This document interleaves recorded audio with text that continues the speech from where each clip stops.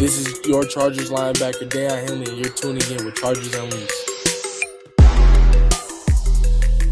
Welcome to another edition of Chargers Unleashed. Jake Hefner and Dan Wolkenstein here with you from the LAFB Network. If this is your first time tuning in to the show, make sure to hit that like and subscribe button on YouTube. You can also follow us on Facebook, Twitter, Instagram, Spotify, and Apple Podcasts. Dan Wolkenstein. Nobody's coming. Mahalo. Nobody is coming down off of the high, at least for the remainder of this week, in the Chargers fandom. I know I was not able to join you for the live reaction show following the Cincinnati game. I wish I could have been there because there were a lot of emotions. I know that you had obviously talked through with everybody that joined the show with you that night. There was a lot to get through, but we're going to take all that emotion. And now Dan Wolkenstein takes that emotion and he uses it when he works the phones. And like I say, when Dan Wolkenstein works the phones, great things always happen. And with Dan Wolkenstein working the phones, please tell everybody who is joining Chargers Unleashed today. ESPN's Kris Rhim, friend of the show. We've had him on a few times. Great dude. On the beat for this Chargers team. Does amazing work. Just put out an incredible piece on Lad McConkey. Kind enough to take some time out of his day to join us to talk a ton about this Chargers team, the culture, Jim Harbaugh, Justin Herbert, Jesse Minter, kind of the differences of this year versus last, and what the expectations are for this upcoming stretch, the gauntlet of the season, so to speak. Kris Rhim, one of the best in the business, and he is fantastic enough to join us. We'll talk to him next on Chargers Unleashed. But Jake, before we do that, got to pay the bills. Let's talk about our other friends. Yes. We want to remind everybody that BetOnline is the world's most trusted betting platform and your number one source for everything football. BetOnline has every stat, every matchup, and even live odds and spreads to bet on during the games. You think you know your stuff? Get in on our $200,000 mega contest and pick 5 games against the spread every single week for your chance at weekly prizes and a share of up to $200,000. When the game is over, head on over to our online casino and get in on a game of blackjack or poker or unwind with one of our 150 slot games. Head on over to the website today to get on the action. BetOnline. The game starts here. Fresh off of a primetime thriller, Chargers get to 7-3. We are fortunate enough to have one of the greats in Chargers beat writer community, Kris Rhim from ESPN, kind enough to join us again here on Chargers Unleashed, talk all things Chargers. Kris, welcome back. How are you, my friend? Good. Glad to be back. It's been too long.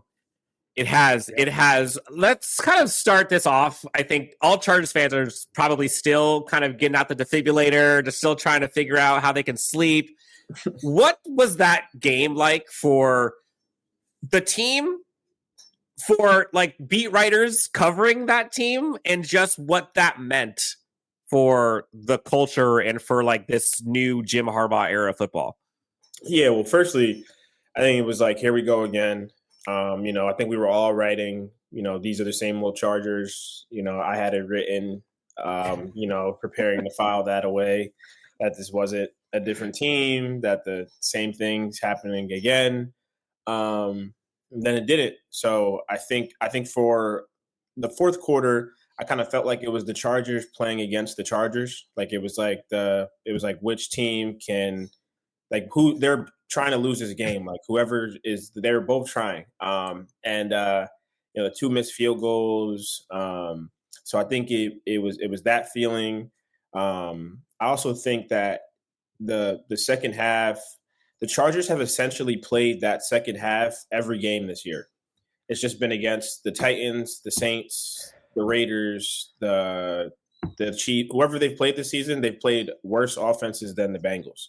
So in their wins, they've been able to get away with just terrible second halves. Like they should have beat the Broncos. They should have blew the Broncos out, but the game was one score because the second half, the offense it just stops working. Like the second half, their second halves are a big issue. And I think this game kind of shed light on that because when you play a good offense, you can't – I don't think it was about like the Bengals figuring the defense out. It's like your defense is on the field every 2 minutes. So when you go 3 and out, fumble, 3 and out, like people are going to score. Like only so long. It's the NFL. Yeah, it's only so long that you can keep Jamar Chase and T. Higgins and all them bottled up. So I think overall the game showed that, like, I don't think the second half was an indictment on the defense. I think it was an indictment on the offense, and it highlighted the concerns of this offense. And I think the second half also showed that, like, this is a team that and a fan base that, has been scorned by heartbreaking defeats, and they should feel good about a win. And it doesn't matter that they gave up 21 in the second half, and well, not that it doesn't matter, but I think the way they, like Joey Bosa said, blowing them out would have been nice, but the way that they won was it's a point, right? Like if this season goes well, you can look back at this game and say this is a game where we knew that this was a different team, because the Chargers of old, Deion Henley doesn't make that hit on third and 10 or whatever that was, that hit to draw an incomplete pass. The Bengals convert even with the 2 missed field goals. So I think the energy, I haven't been on the beat that long. It's my second season, but that was the best crowd I'd ever seen in SoFi. I felt like I was back in Baltimore. I texted people about it. It was like it's like I was at a real football game for the first time. I'm getting chilled over here, Chris. Like that Chargers fans have been dreaming of this environment. No, literally, it felt like everything that people have dreamed about, and like what the Jim Harbaugh era was supposed to be. So I think is a step forward in the right direction. Like there are some concerns for sure, but a step forward. Chris, I want to piggyback off that for a second, just because in terms of what you said from Joey Bosa's quote, this was a different way for the Chargers to win. And historically, we've seen them in this situations. And these are the type of situations where charging comes from, that they would lose. I wanted to talk to you just in terms of, and you mentioned this is your second year with the Chargers, and you've been in Baltimore, so you've seen a number of years in success over there. Just in terms of the culture change, and we talked this with you during preseason in terms of what Jim Harbaugh was already doing during preseason to implementing the culture change. Now that it's actually taken effect, and now that the Chargers are 7-3, what is it that you've seen in the actual execution of the culture change that Jim Harbaugh has actually put forth? Yeah, I think that there is just, it's kind of weird when you look at coaches, right? And specifically when you look at coaches who aren't like play calling coaches, and you're like, what are you, I think sometimes people are like, what do you do? Right? Like what, like, what is it that you do? Like, and it's like, how can this guy like make people believe? And I didn't used to buy into the whole leader of men thing, and the whole, but that really matters, right? Like there's a reason why people are good coordinators and not good head coaches, and vice versa, right? Like, so I think there's this thing that Jim has from talking to guys where he's not, Rashawn Slater was actually talking to me about this. It's not that he is, because coaches always demand of you to be something, and they want you to be something. Jim is not the kind of coach who is demanding it in a similar way that other coaches would. He's making you want to do it, and he's giving you the space to do that, if that makes sense. Like, yeah, he's not addressing the past. He's not bringing up chargering. He's not doing any of that. It's legitimately the cliche he says all the time. It's be better than you were yesterday and be better tomorrow than you were today. Like, it's literally just that. Like, it's literally just today is what we're doing. Tomorrow is what we're going to do, the next thing. Right. And I think people have really bought into that. And then the guys that they've brought into the locker room from Baltimore, or who have played for Jim before, like J.K. Dobbins, like when they lose, like J.K. Dobbins is not, like J.K. Dobbins is a nice, really nice guy, like really positive, really like one of the most fun guys on the team. When they lose, he's like, it's like the world is ending. Like, you know what I mean? And that's not, this team it wasn't like that. Like it should be like that. Yeah. And when, not that people were having fun or anything like that when they lost, but there was like a different level of like pissed by a lot of these Baltimore guys that joined this locker room of like, we know what it looks like, and we know what it feels like. And when you lose, like practice that week you need to go hard, or you need to go hard. Like, we lose 2 straight. Like I'm not smiling. It's hard for me to go through the week. So I would say the change has just been like a belief in what Jim is preaching, right? And then you have the guys in the locker room who have seen it, who have been a part of a similar culture with his brother, who are ensuring that, like, from a player perspective, people are buying in too. So that's a long way of answering your question. It sounds like, and as I was listening to you, it kind of sounds, and correct me if I'm wrong in interpreting this, but it almost sounds like Jim Harbaugh does a job of influencing the players' why and making it more about their own why versus just the teams or just his or whatever, like making it personal for them as to why they want to and can improve. And I think, like you said, the leader of men thing, like that's real. And you see some of the stuff. I mean, I think Dan Henley sent out like his birthday message of what Jim Harbaugh, like he's unapologetically himself. And when you can be successful and yourself, like that's a recipe for wins. And I mean, 7-3, this Chargers team, Kris, be honest. When this season started, did you have 7-3 pegged? No. I think I had 7-10 pegged. So yeah, no, I did not I did not have this pegged at all. No. I'm shocked. So it's in your opinion, is this because there's always that nature versus nurture question. Is this coaching elevating talent, or is this talent being influxed with coaching? I'm sure the easy answer is both, but there's a lot of new players on this team and new coaches and front office, but a lot of the big names are the same. Yep. And when you look at like the defense, for example, Jesse Minter and what this defense, it looks literally night and day. Now there's some times where the defense gave up some, but for the most part, on the whole, the defense looks like unrecognizable. How much of it is players taking accountability versus is it actually just coaching better and teaching versus coaching?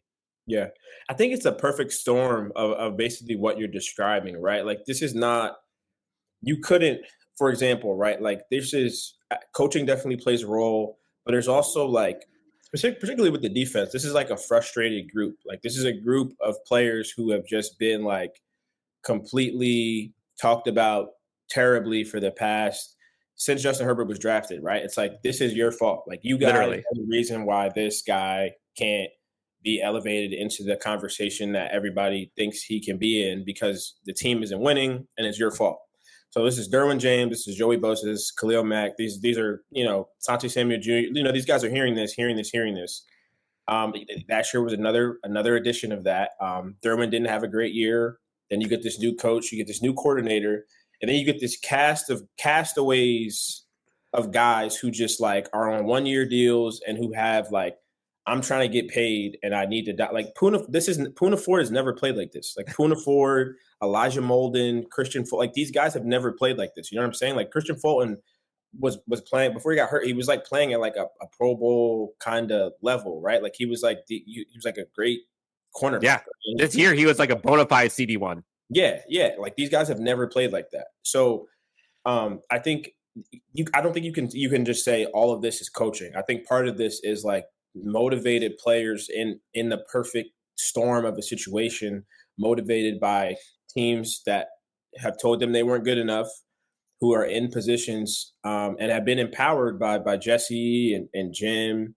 You know what I mean? Like it's, I had a friend, who covered the Seahawks who Poona was there. He's like, Poona is fifth in, pass rush win rate, or, who people will say, oh, the Chargers, they've been doing this with like Asante and Christian. It's like, no, it's Cam Hart, Tarheeb Still, and Jasir Taylor, who is hurt, by the way. Like Jasir is probably like 70%. Like when, like he's not, like his fibula injury, like that is not 100%. And the defense is like, it's like, how is Jesse doing this? So it's kind of a cop out to say it's the perfect storm, but I think it really is like the perfect mix. I don't think you can just credit it to coaching or just the guys. It's really a mix.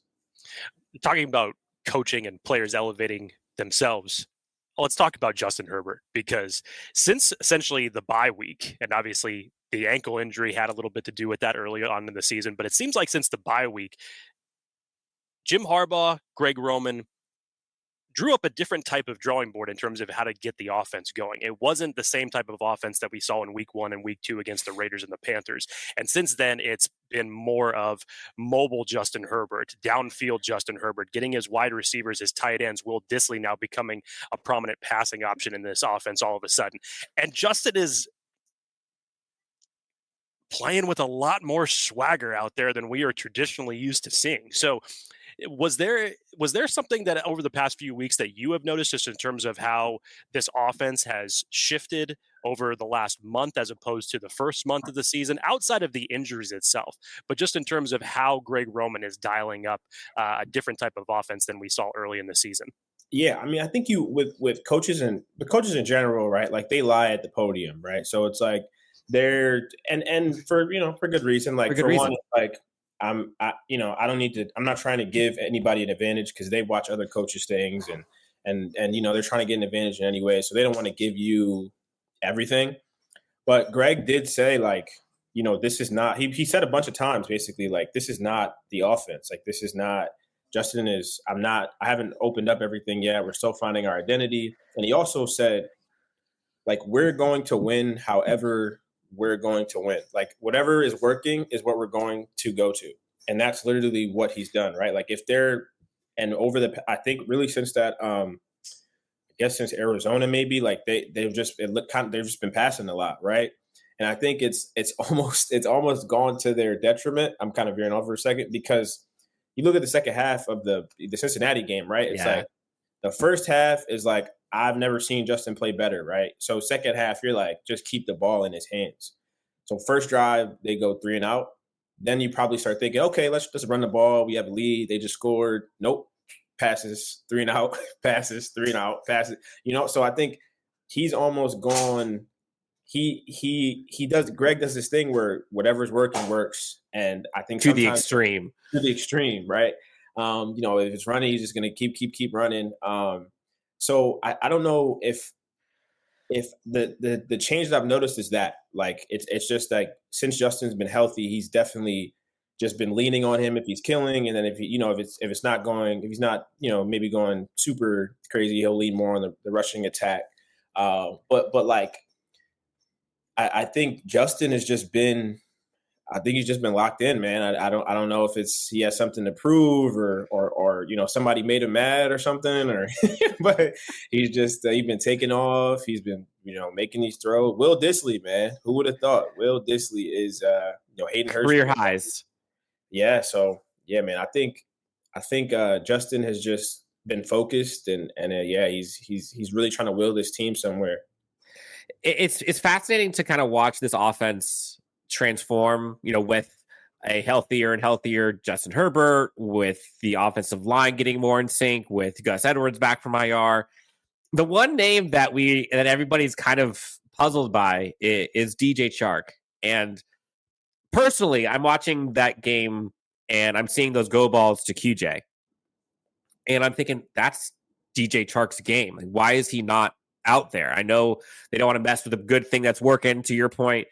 But in your opinion, I guess twofold. One, what is DJ Chark's impact in terms of like the absence of DJ Chark and the opportunity / like why is he not playing? Yeah. I think with DJ is really just, I think it's another thing that speaks to what Harbaugh is trying to preach in that the best players, the best guys are going to play no matter who you are. The guys that give us the best opportunity.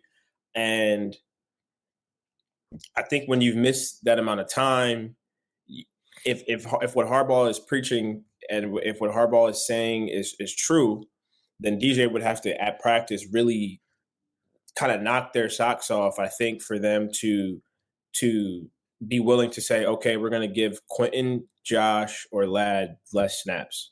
Because that's what he has to. And right now, Quentin and it really would be like Quentin or Josh, but Quentin and Josh are playing well. I think those go balls to Quentin, I think there were good plays by the defensive back, and I also thought on a few of those, I thought he could have been led into the end zone, and it was kind of like it was like those Mike Williams type balls where it was 50-50. Mike maybe catch some of those, I don't know, but I think if he leads him, maybe it's different. But I think with DJ, I think maybe the cool part about this too is that he's a guy like that you would kind of expect to be frustrated, and I think at least show some type of frustration with this. But he's been positive. Like when I talked to him in the locker room, he's been happy. He's been saying whenever they're ready for me, I'm going to be ready. I don't think it's like over for him or anything like that this season, but I do think that this just speaks to what Jim has been preaching in terms of like, I think it would go against what he's been saying for him to remove one of those guys when they have been playing well. I wanted to talk about your Lad McConkey piece that you had just put up in terms of some of his quotes after the Cincinnati win, and how you had mentioned that normally he doesn't like to speak about himself very much. And if anything that's brought upon him, he's going to give credit to the defense in terms of them giving the offense another opportunity to go out and win the game. That's where his focus is at. And we had talked about so much of him during the preseason in terms of how that connection between Lad McConkey and Justin Herbert has just been there essentially since day one, and how he has grown and developed even so much in his rookie season. How is this? I mean, I think more so just outside of the play itself that we're seeing, the connection that Lad has had with Justin Herbert has just been absolutely undeniable. But in terms of what his perception is in terms of his own internal growth, not trying to make the moment too big, as you had mentioned in your piece, what is it that Lad has just brought to this team, maybe more so than the stats would actually say? Yeah, Lad is kind of like, he's not really like a typical wide receiver. He's kind of like he reminds me a lot of Justin. Like when I talk to him sometimes, because he just like doesn't say anything. Like you know what I mean? Like he doesn't shies away. Yeah, like he doesn't say anything that's like a quote, right? You know, especially with wide receivers, like you're like, used to it. Yeah, they're like they want to talk. Yeah, they want to talk. They're always going to give you something that's kind of. But Lad talks like almost like a quarterback in terms of like he's not. You know, quarterback speak, QB speak is always, you know, the team, and, you know, we, and, or I messed up, and even when it's not their fault. And that's kind of how Lad talks. It's just like, he fits right in. And that's probably why Justin likes him, because he's not, even after a big game, you kind of have to ask him 6 times for him to talk about himself. Right. And like, he's just a very, Jim always talks about, his parents raised him well and stuff like that. But he's like, he's very humble in his approach to like speaking to the media, at least, right? Like, and I think obviously he's a great player, he's a great route runner. I said before the season, you know, he still reminds me of Zay and the way Zay Flowers and the way he plays. And I think he is a guy who Justin has said is super friendly to the quarterback, and the way he comes back to the ball and the way he gets open. So I think they're going to have, a connection for a while because of how good Lad is. But too, like, liking a guy matters. Like, and I think those guys really get along well. And that off the field bond is as important as the on the field one, right? And you see on that drive, like that ball to Lad is the first one over Mike Hilton. Like, that's not an easy catch. But that's a catch where you make that catch and it's like, okay, I trust you moving forward, right? So I think Lad is, has been a slam dunk for Joe Hortiz and the front office. You think about kind of I think it's a phrase like football playing Jesse's.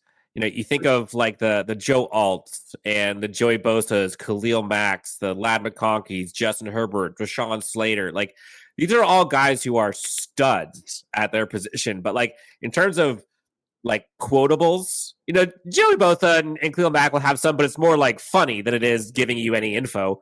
But it's like that mentality, it totally aligns to how Jim Harbaugh and Justin Herbert are.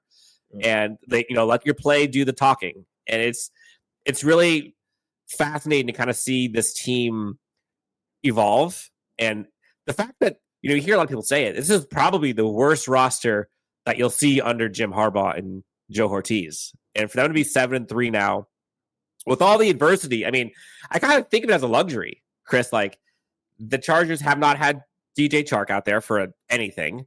They have had Asante Samuel Jr. on IR. Khalil Mack and or Joey Bosa have been out for a lot. Junior Colson's not playing. Dean Leonard wasn't playing. Like, you've got Gus Edwards on IR for so long. Yet the team is 7-3. Mm-hmm. And usually those are all excuses to why you're 3-7. And so for the team to go through a lot of this adversity and all of this new culture and new game plan and scheme, and it's remarkable that they've been able to kind of weather that, given I know the schedule has not been insane yet, which we'll get to that here in a second. But just talk to like the depth of this team, which has been crippling them for so long. And now all of a sudden they're able to withstand that stuff. Yeah, I mean, I think it's a credit to Joe Hortiz and the front office that you got fifth round rookie cornerbacks, playing and holding down the fort. You got when Khalil and Joey are down, your defensive line is still racking up sacks because you signed Bud Dupree in the offseason, you signed Poona Ford, and Thule, he's come along.